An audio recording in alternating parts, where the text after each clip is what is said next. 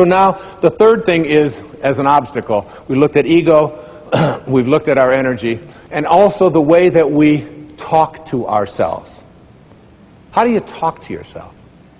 If you think, here's one of my favorite quotes, the creative source in your life, here it is right here, this creative source.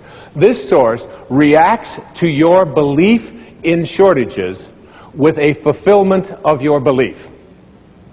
If you believe there's shortages out there and you can't attract them into your life, now this is a source that is unlimited abundance. It just is a constant state of creating. It's always creating, okay?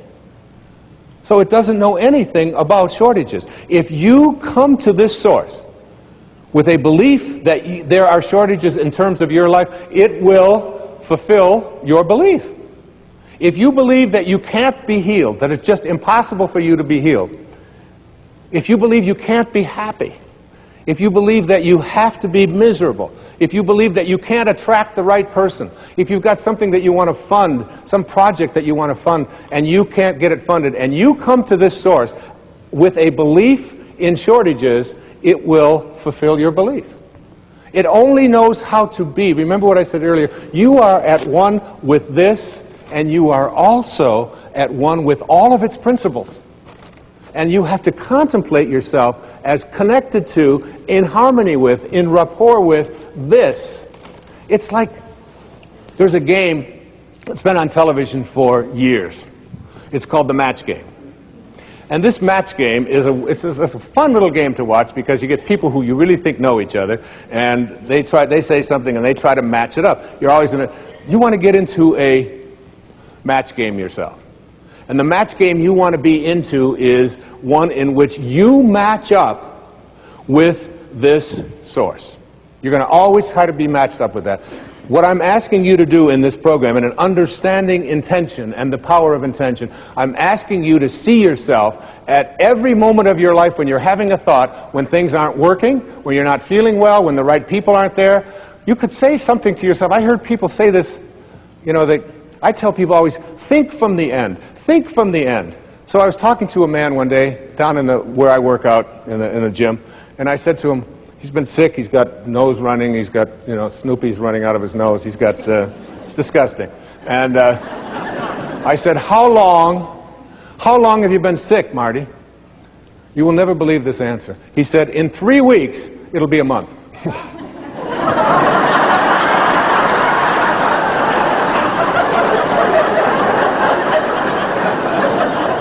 What kind of thinking is that?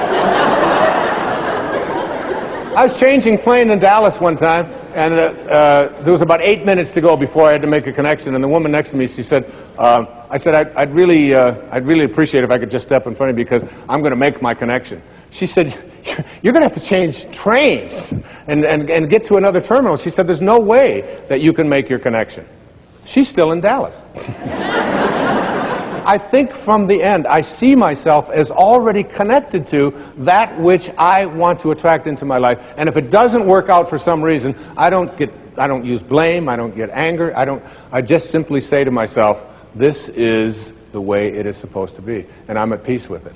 I choose to be at peace because this is peace. You want to watch the resistance. What kind of self-talk do we have? If you think about what is missing in your life, and you talk to other people about what is missing in your life, and you share a lot with what's missing in your life. I'm missing the right person. My soulmate has never showed up.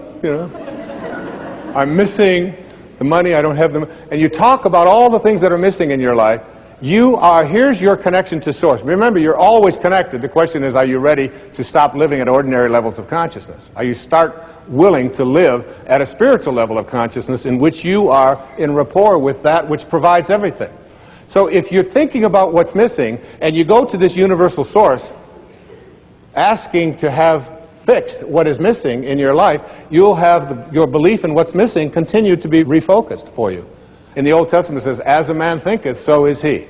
If you think about what is missing, don't be surprised if you keep attracting what's missing into your life. If you think about what always has been, then don't be surprised if what always has been is what keeps showing up in your life. Because thoughts are energy. And the thought of it's always been this way and there's nothing I can do, resistance. What emotion am I feeling? Frustration. I want to change that. What is my guidance system? I'm going to see how in harmony am I with this energy of source, with the energy of intention. How in harmony with it am I? The source of all doesn't know anything about things being missing. There's nothing missing in this universal source. And you emanated from that.